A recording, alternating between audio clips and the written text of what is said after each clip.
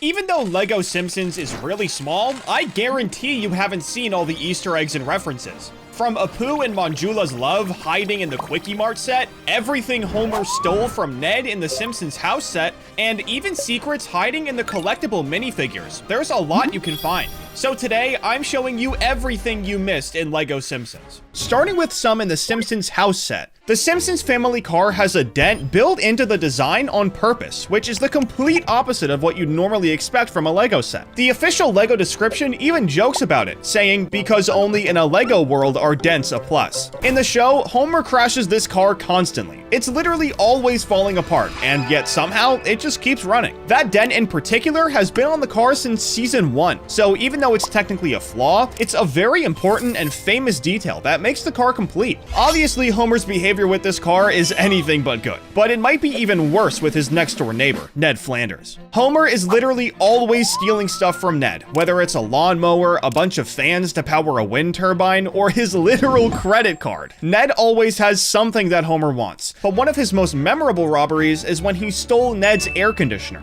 He took it right out of his window and put a hole in the wall of his own house just to be able to use it. In the LEGO set, it's attached to Lisa's room on the second floor, and it reads clear as day, property of Ned Flanders. Because of how famous this stealing gag has been over the years, LEGO couldn't make this set without referencing it. The thing is though, Homer's not the only one causing chaos in the neighborhood. Bart's skateboard ramp has his signature El Bardo graffiti tag on it, which makes sense since that's where he'd be skating. But here's where it gets interesting. The same tag is also on the dumpster behind the Quickie Mart and on the wall of the back of the Krusty Burger. LEGO made sure Bart's vandalism spread across these 3 sets, so if you own all 3 and display them together, it's like Bart's been causing trouble all over Springfield, just like how we would in the show. It's such a cool way to connect the sets and make them feel like they're part of the same world instead of just standalone builds. But now that I'm thinking about it, there's something I forgot to tell you about the family car. If you open the trunk, you'll find a glowing green radioactive bar from the nuclear power plant. But why is it there? Well, in the opening credits for literally every Simpsons episode, Homer is seen handling some sort of radioactive tube at work.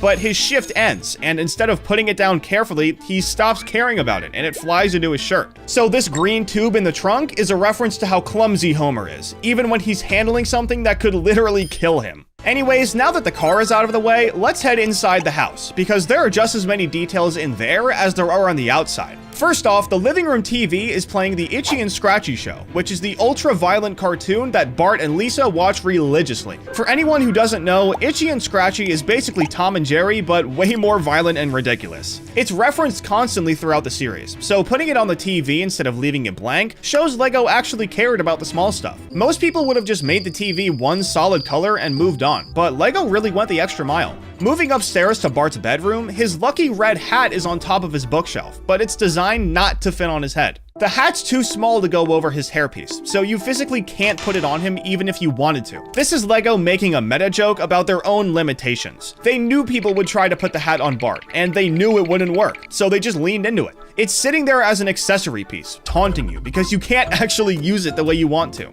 On the same floor, there's also a picture of Grandpa Simpson at the top of the staircase. This is a really nice detail that LEGO could have easily left out, since Grandpa doesn't live in the house. But including it really shows how meticulous the designers were with every little part of this set. But they didn't stop there, because they did the same thing for the minifigures too. Homer and Bart's minifigures changed LEGO forever, and most people don't even know about it. Their arms are molded in 2 separate colors instead of being painted. Homer has white upper arms for his shirt and yellow lower arms for his skin. Before the Simpsons theme, LEGO had never done this. If they wanted different colored arms, they'd either paint them or just abandon the idea and make the whole arm one color. Bart's arms and legs are the same way too. His shorts are a different color than his legs, and his upper arms are a different color than his lower arms. This technique became standard after the Simpsons theme, so now pretty much every minifigure with different colored molds uses this technique. The Simpsons theme literally changed how LEGO makes minifigures, so not only is it super memorable, but it changed LEGO as we know it. Alright, now that we've covered the house, let's move on to the Quickie Mart, because this set might have even more details than the house. Inside the freezer, there's a guy named Jasper frozen solid in a block of ice. In the episode Lisa Lisa the Simpson, Jasper freezes himself so he can wake up in the future, and he turns into a tourist attraction at the Quickie Mart called Frostilicus. This is a pretty famous bit in the show, so most of you probably knew exactly what it was, but let's see if that's the case for this next reference. If you look at the top of the Quickie Mart, you'll find a very out-of-place vegetable garden. So why is it here? Well, in the episode Lisa the Vegetarian, Apu reveals that he's actually vegan and takes Lisa up to the roof to show her his secret garden. He tells her he comes up here to escape the world, like he can't be vegan in public or something. Lego adding this garden shows they weren't just pulling references from popular episodes, they were going deep. Most companies would just have the store itself, but Lego added this tiny detail that most people wouldn't even know to look for. The details don't stop there though. If you look closely at the newspapers in the Quickie Mart, you'll see a guy named Bumblebee Man on one of them, and this guy is barely in the show. He's a Spanish-speaking TV actor in a bumblebee costume, who usually only appears for a few seconds at a time. So Lego putting him on a background newspaper that most people will never notice is the definition of a small hidden detail. You have to actively search for it, and even then you might miss it. Don't think we're done with the Quickie Mart though, because around back in the storage closet, there's a rat, cheese, and a rat hole.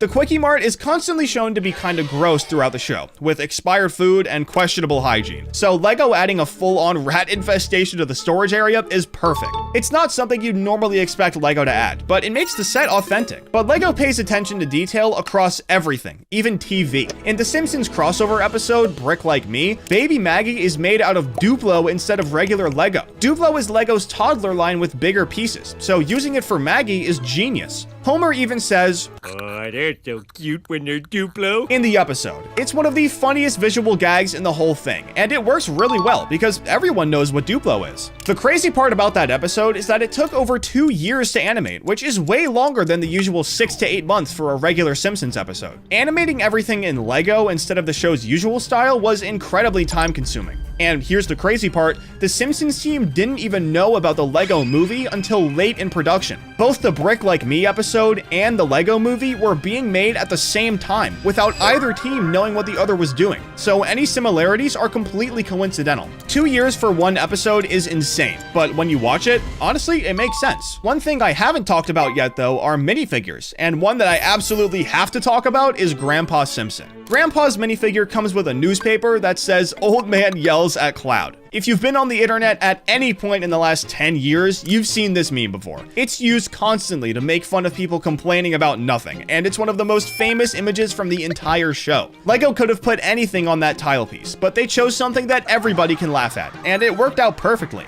Another thing I haven't talked about yet is the Krusty Burger set that came out this year. This was one of the biggest pieces of Lego news in all of 2025. So of course Lego had to deliver and absolutely pack this set with references. So let's go over a few of them. The first one is actually advertised on Lego's website. When you scroll through the pictures, you'll find this weird picture of Homer scooping Lego transparent tiles into the trunk of his car. To regular people, this is just another picture in the listing, but to die-hard Simpsons fans, this is a reference to Season 6, Episode 15, Homie the Clown, when Homer drove over to the Krusty Burger and started stealing grease right from the grease trap. He was trying to sell it to make a profit, which is very typical for Homer, but this isn't the only reference to this episode in the Krusty Burger set. The car itself is actually a reference too. So far, every set for The Simpsons has a car in it. The Simpsons house had the regular family car, and the Quickie Mart had Chief Wiggum's car, so Lego continued the trend with the Krusty Burger set, but they made it look completely different. You might be wondering why Homer would ever drive around in a clown car, but if you've seen the episode Homie the Clown, you already know the answer. In this episode, Homer sees a billboard for clown school and gets a job as Krusty the Clown. The entire episode is dedicated to Homer living his new clown life, so of course his whip had to get a makeover. It's crazy though, because there's still another reference to this episode in the Krusty Burger set. This episode has one of the funniest scenes ever, where the Hamburglar is fake stealing giant burgers for an ad campaign, and instead of going along with it, Homer beats the bricks out of it. The kids in the audience are completely traumatized, and one of them even begs Homer to stop. Once some people finally pull Homer off of him, it's clear he's in bad shape, but he might have been in worse shape than we thought, because on the back of the Krusty Burger, there's a missing poster with his face on it. This is obviously a reference to the clip of the kid yelling that he's dead, and I have to say, this reference is really well done. There's some other stuff on the wall next to this poster that are references too. I already talked about Bart's graffiti tag and how it really ties all three sets together, but the other stuff is referencing Sideshow Bob. In Season 6, he ran for mayor of Springfield, so that's why the voting sticker sticker is there. But if you notice, there's also a voting sticker for a rake. In any other universe, this wouldn't make any sense, but as we all know, Sideshow Bob has some really bad luck when it comes to stepping on rakes. For some reason, they always seem to find him, and he always steps on them and hits himself in the face. It's really cool how everything here is referencing certain episodes, and there's a sticker inside that keeps that train going. Right next to the entrance to the play place, there's a poster on the wall advertising the Mother Nature Burger, but considering how that went, they should probably just take it down. This is from the finale of season 20, Coming to Homerica, when the Krusty Burger gets named the unhealthiest fast food place in the world.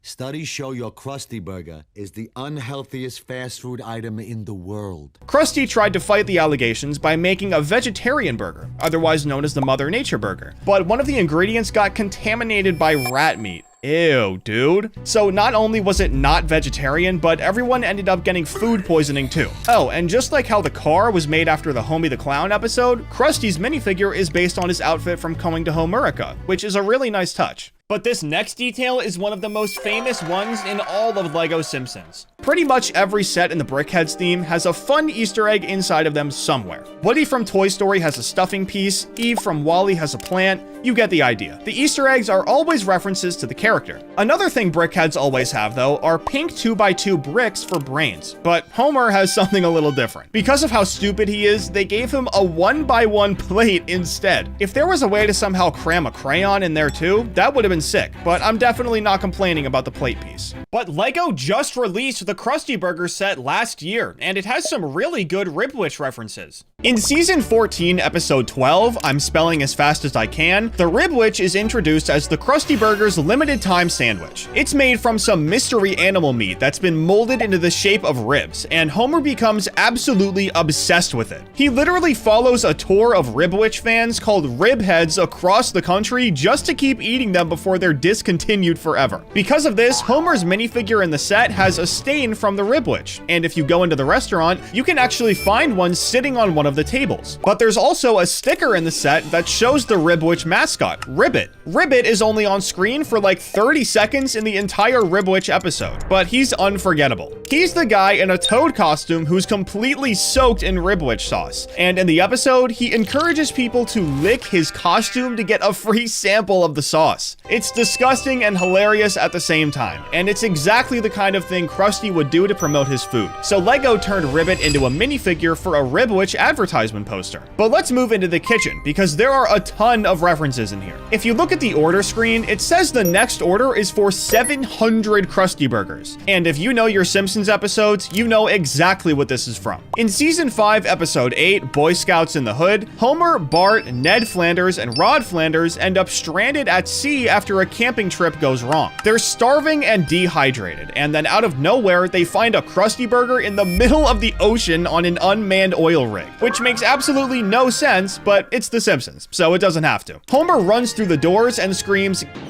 Give me 700 Krusty Burgers! so LEGO putting that exact number on the screen is a very obvious reference to this moment. Further into the kitchen, you can find a crate of Krusty Burger coleslaw, and it's labeled Best by February 1994. This is just a perfect representation of how disgusting the Krusty Burger really is. Throughout the entire show, it's shown as the lowest quality, most unhealthy fast food restaurant in all of Springfield. But somehow, not everything in the kitchen is that terrible. The burgers actually have lettuce and tomatoes on them, which is super weird for the Krusty Burger. In the show, the burgers are notoriously unhealthy and barely have any real ingredients, especially vegetables. But here's the thing. In season 20, episode 21, Coming to Homerica, Krusty launches a new burger called the Mother Nature Burger. It's supposed to be a healthy vegetarian burger. And look, it actually has lettuce and tomatoes on it. And since the LEGO burgers do too, this probably means that these burgers are actually Mother Nature burgers. There's already an ad for them in the set, so I guess including the burgers themselves makes a lot of sense. But now let's look at the cash registers, because they have two different prices on them, and they're both actually references to different things. The first register shows $6.15, and this is referencing season 6, episode 15, Homie the Clown. That's the episode where Krusty opens a clown college to make money, and Homer enrolls in it. It's a classic Simpsons episode, but the second register shows $847.63, and this reference is even better. better. In the original Simpsons opening sequence, Marge is checking out at the grocery store with Maggie, but the cashier accidentally scans her instead of the groceries, and the register shows $847.63. For years, fans wondered what the number actually meant, and eventually it was revealed that when The Simpsons first started in 1989, this was the estimated monthly cost of raising a baby in the United States. Clearly, the designers really did their homework for this set, because there's also a Drederick Tatum grill in the kitchen, which is a parody of the George Foreman grill.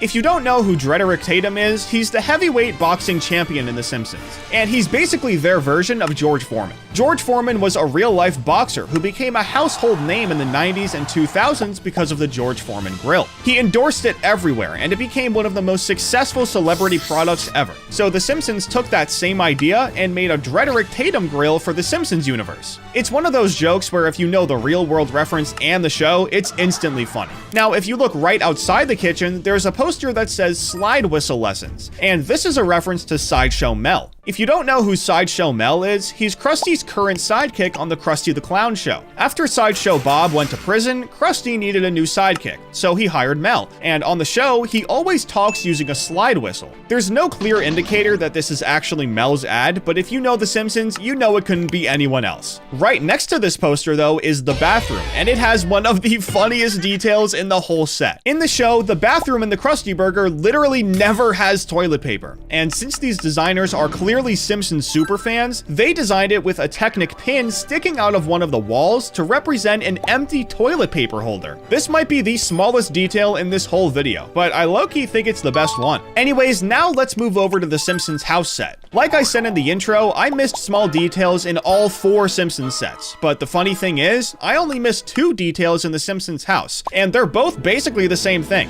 First, there's a barbecue that says property of Ned Flanders on it, and second, there's a wheelbarrow that also says property of Ned Flanders on it. Both of these are obviously referencing how Homer steals stuff from Ned. In my first video, I talked about the air conditioner, so I guess I should have known there'd be way more of his stuff in this set. But now, let's move to the Quickie Mart, because this is where I missed the most details, and a lot of them are actually on the outside of the building, so let's start there. First up, there's a wanted poster that says wanted for treason, and this is from season 7, episode 16, Lisa the Iconoclast. In this episode, Lisa is doing a school project on Jebediah Springfield, who's the founder of Springfield and a local hero. But while she's researching at the museum, she discovers something shocking. Jebediah Springfield wasn't actually a hero. He was a pirate named Hans Sprungfield who tried to assassinate George Washington. Along with finding his confession, she also finds his wanted poster, which shows that he was wanted for treason against the United States. And somehow it ended up on the Quickie Mart. Right next to the wanted poster, there's a missing cats poster, and this is a reference to the crazy cat lady. Her whole thing is that she walks around town screaming gibberish and throwing cats at people that pass by her house. And I guess she threw 30 of them, because that's how many she's looking for on her poster. There's also an advertisement for the Leftorium, which is Ned Flanders' store that only sells products for left-handed people. It's been in a few different episodes, but it's most famously in season 3, episode 7, when Flanders failed.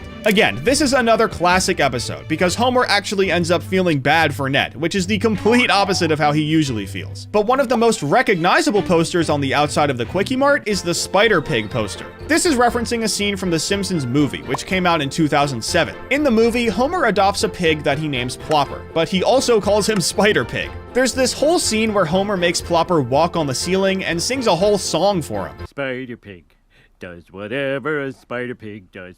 It's one of the most memorable moments from the movie, and it became a huge meme online. There's also a Springfield seafood poster featuring Blinky the three-eyed fish. Blinky is one of the most iconic recurring characters in The Simpsons, and he represents the pollution caused by Mr. Burns' nuclear power plant. He first appeared way back in season 2, episode 4, 2 cars in every garage and 3 eyes on every fish, where Bart catches him in the river near the power plant. But this specific poster in the Lego set is actually based on a billboard from season 22, episode 20, Homer Scissorhands, so it's referencing a very particular moment in the show. Alright, that's everything on the outside of the Quickie Mart, so now let's go inside, because there are even more details in there. When you walk into the Quickie Mart, the first thing you see is all the merchandise for sale, and there are a bunch of magazines, newspapers, and cards on the shelves, and they're all actually references to different things. First up, there are Angry Dad comics. If you don't remember, Angry Dad is a webcomic that Bart made in season 13, episode 21, I Am Furious Yellow. The comic is based on Homer and all of his anger issues, and Bart draws it after realizing how much his dad yells about literally everything. The comic actually becomes really popular in the episode, and it even gets turned into a cartoon. Next to the Angry Dad comics, there's a magazine called Mom Monthly, and this is something Marge actually reads in the show. In the opening sequence, Marge is in line at the grocery store with Maggie, and she's reading Mom Monthly while she waits. The Quickie Mart also has Valentine's cards for sale, and 2 of them are from season 4, episode 15, I Love Lisa. The first card says "Let's be friends" with a picture of a bee on it, and the second one says "You're appealing" with a picture of a banana and a monkey. Both of these cards are in the episode, which is one of the most beloved episodes in Simpsons history. The episode is all about Lisa giving Ralph Wiggum a Valentine out of pity because she feels bad that no one else gave him one. But Ralph completely misinterprets it and thinks Lisa has a crush on him. The whole episode is about Ralph being obsessed with Lisa, and Lisa trying to figure out how to let him down easy. At the end, Lisa gives Ralph the "Let's be friends" card, and Ralph actually laughs at the pun and accepts it. But while all of that was going on, Homer was picking out cards too. While he was looking, he came across the "You're appealing" card and thought it was really funny, since, you know, they're monkeys. An episode like this is more than worthy of 2 callbacks, but the Quickie Mart also has 2 newspapers for sale. The first one is the Springfield Shopper, which is the main newspaper in Springfield. The specific cover story in the Lego set is from season 14, episode 17, 3 Gays of the Condo. The second newspaper is the Springfield Inquisitor, which is a tabloid. This one is from season 18, episode 16, Homerazzi. In that episode, Homer becomes a paparazzi photographer and starts taking embarrassing photos of Springfield celebrities. The Springfield Inquisitor is the tabloid that publishes his photos, and it's basically their version of a gossip magazine. Another thing the Quickie Mart sells is obviously food, and there are 2 specific food items in the set that reference different things. First, there are power sauce bars in the back. These are from season 9, episode 23, King of the Hill. In this episode, Homer decides to climb the Murderhorn, which is Springfield's version of the Matterhorn from Europe. He trains by eating power sauce bars, which are advertised as being made with 6 different kinds of apples and full of healthy energy. Homer believes this and eats them constantly while climbing the mountain, but then he finds out the truth. Power sauce bars aren't made with apples at all. They're made from apple cores and old Chinese newspapers. There's also soup for one in the Quickie Mart, and this is a reference to Edna Krabappel. Edna was Bart's teacher for most of the series, and she was known for being cynical, divorced, and lonely. Soup for one is supposed to represent single-serving meals for people who live alone, so obviously Edna was always buying them. But of course, she'd have to pay cash, because there's a sticker that says, "No checks, credit cards, or food stamps." This poster has been inside the real Quickie Mart forever, and obviously Apu is extremely cheap and wants to make as much money as possible. So Lego didn't really have a choice but to include this sticker. The last thing I'll show you in the Quickie Mart is actually hidden on the ceiling. Right above the coffee bar and the donut cabinet, there's a little heart with Apu's name and his wife Manjula, even though all she does is nag him for pretty much the entire show. But it's still cute. Anyways, the next small detail I'll show you is actually in the Homer Simpson Brickhead set. We all know about the smaller pink piece being used for his brain, but Homer's also hiding something else. You can actually open his stomach like a drawer and find 3 donuts inside. Obviously, Homer is basically in love with donuts, so it's only right that he gets to live out his fantasy in Lego form too. But the minifigures reference a bunch of different stuff, so let's take a look at Bart. Bart comes with his lime green skateboard, but the hidden gem is his back printing. He has a slingshot printed on his back that goes down onto his shorts, which actually wasn't on him in the Simpsons house set, which came out first. So this was a really cool addition that no one expected. The slingshot is Bart's signature weapon for his pranks throughout Springfield, so obviously Lego had to include it. They could have just given him a physical slingshot piece as an accessory and called it a day, but instead they went the extra mile and made it part of his design. Before we keep going though, I need to tell you something special about these minifigs from Series 1, because this wasn't just any regular release. Series 1 was the very first licensed collectible minifigure series Lego ever made. Before this, every minifigure pack was just generic Lego characters, but The Simpsons changed everything and paved the way for Disney, DC, and Marvel series that followed. But it gets even crazier, because every single Simpsons minifigure has a unique head mold to match how they look in the show. This was the first time Lego created an entire series without a single standard headpiece, which is honestly insane when you think about it. They could have just slapped some printed faces on regular heads and moved on, but they didn't. They made custom molds for every single character, and that's part of what makes these minifigures so memorable. Anyways, next let's talk about Maggie, because she comes with one of the best references in the entire series.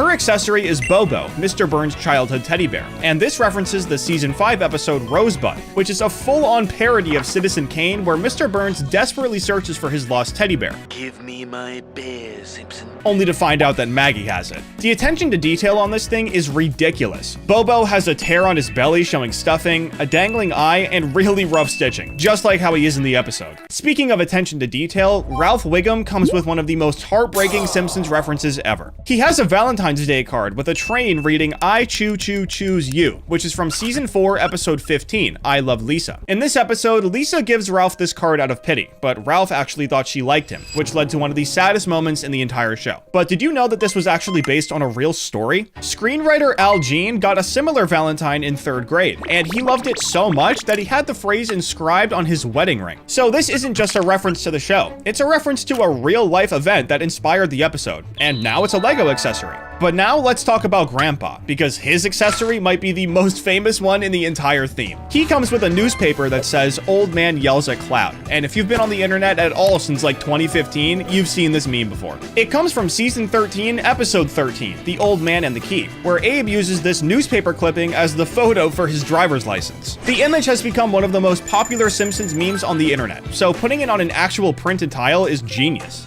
They could have put anything on that piece, but they chose something everyone's seen before, which was a great idea. Ned Flanders might be more perfect though, because he comes with 2 accessories, and both of them tell you everything you need to know about his character. The first one is a toolbox that says property of Ned Flanders, which is obviously referencing how Homer is always stealing his stuff. But the second one is way more interesting. It's a white mug that says I heart Southpaws, which references Ned being left-handed. He's extremely proud to be a lefty, so much in fact that he opened the Leftorium, a store selling products for left-handed people in the episode when Flanders failed from season 3. The store isn't talked about in that many episodes, but Ned being left-handed is a pretty important trait for his character. But now let's jump to series 2, because this is where things really start getting interesting. Homer shows up in his formal blue suit carrying a heart-shaped box of chocolates, and Marge is wearing her elegant orange dress with white gloves, red lipstick, a blue purse, and red flowers. Both of these outfits directly reference season 1, episode 13, Some Enchanted Evening. In this episode, Homer brings Marge a wilted rose and chocolates to apologize for neglecting her, and they go on a romantic date. But did you know that this was actually supposed to be the first Simpsons episode ever? It was the original pilot, but it had to be delayed and reanimated because of severe quality issues. The animation was so bad that they just could not air it first, so they had to push it back and fix it. So not only is Lego technically referencing the first episode ever made, they're also referencing an episode with a really cool story behind it, which makes it even better. Series 2 also gave us Bartman, which is Bart's superhero alter ego. Bartman first appeared in season 2, episode 21, 3 Men and a Comic Book, when Bart needed a costume for a comic convention discount. But he's more famously known for season 18's Revenge is a Dish Best Served 3 Times, that had a full Batman parody origin story. His accessory is his trusty slingshot, which makes sense since obviously he's still Bart. But the thing is, Bartman isn't the only superhero in series 2, because Milhouse shows up as Fallout Boy. Milhouse is wearing a green mask, a blue costume, and a lime green cape.